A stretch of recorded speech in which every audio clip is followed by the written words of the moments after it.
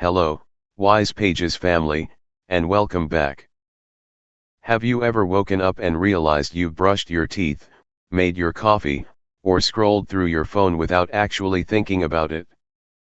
That, my friends, is the hidden architecture of your daily life.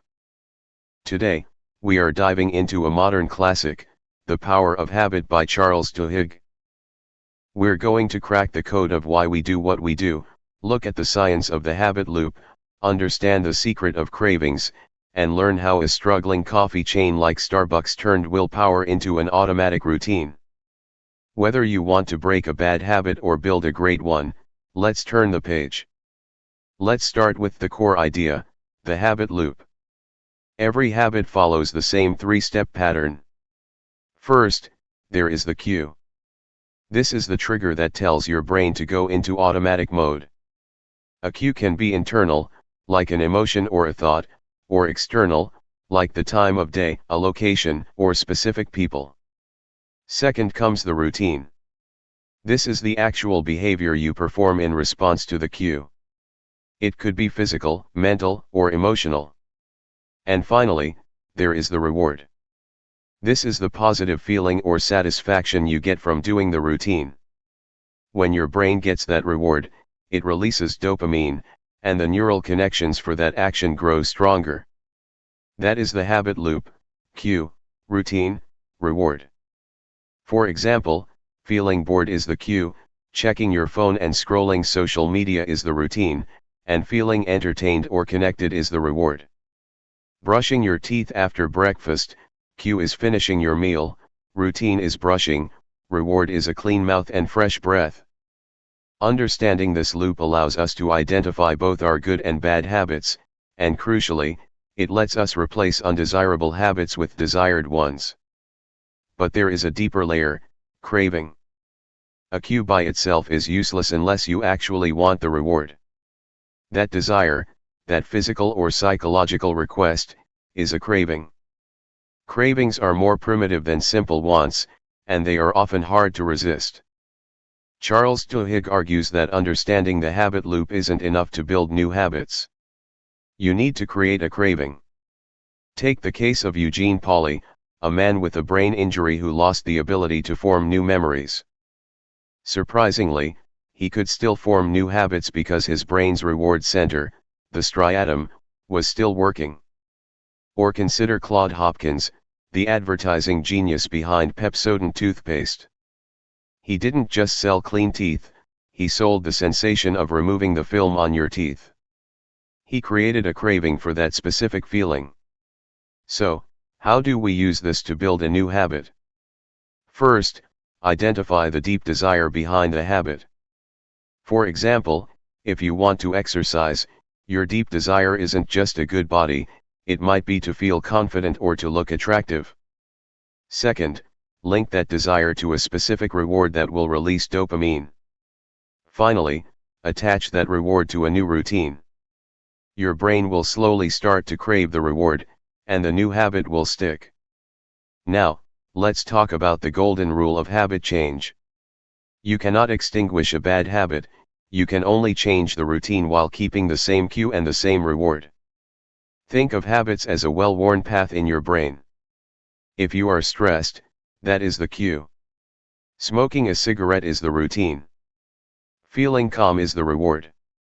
The golden rule says, keep the cue and the reward identical, but change the routine. Instead of smoking, go for a 5-minute run or practice deep breathing. It won't be easy, but it is possible. Identify what triggers your unwanted habit and what satisfaction you actually get from it. Then, find a healthier way to get that same satisfaction. Some habits are more important than others. These are called keystone habits. A keystone habit is a small change that unintentionally sets off a chain reaction, reshaping other habits in your life. For example, regular exercise is a keystone habit. When you start exercising regularly, you naturally sleep better, eat healthier, and become more productive.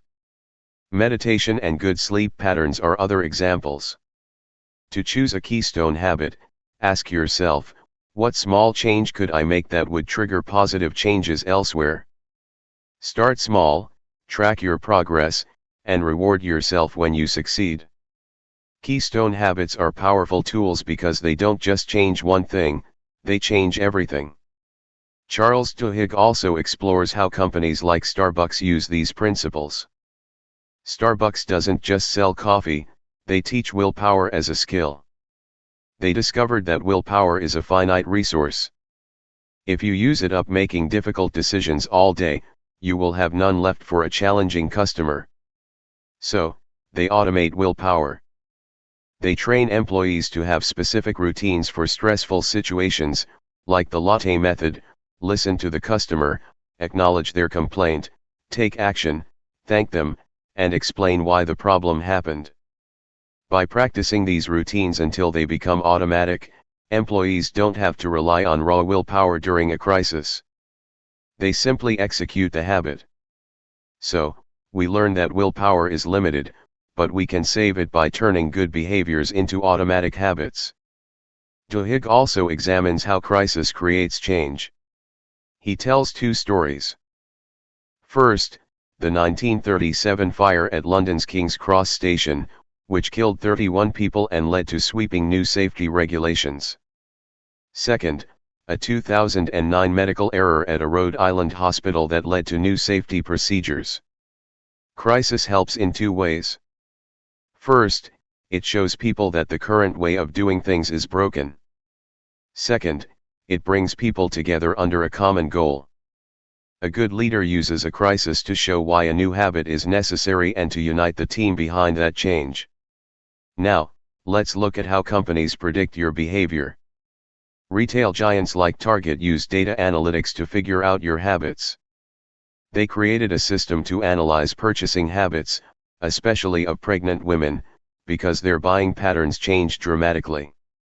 Target can predict with high accuracy if a customer is expecting, often before the family knows. They use this data to send targeted advertisements.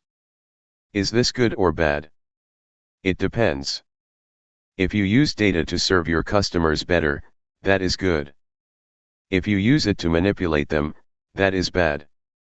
You can use these insights to understand your own behavior.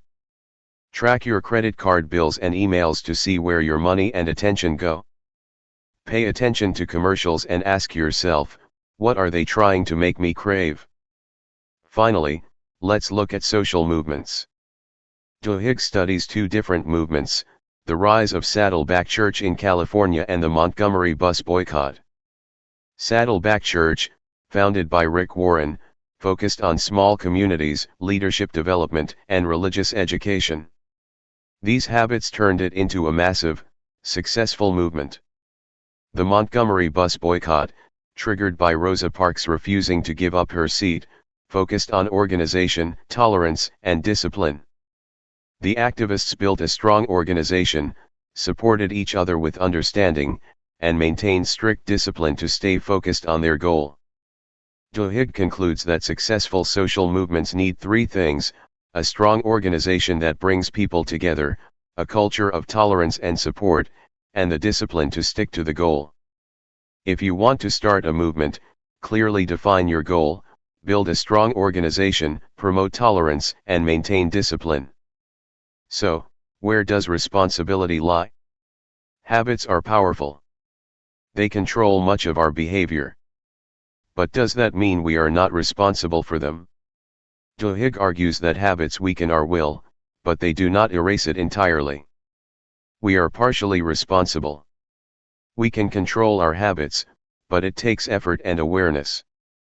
If you are trying to quit smoking, you will have to work hard to resist the craving and avoid the cues, like stress or sitting outside with friends. Habits are complex, but they are not destiny.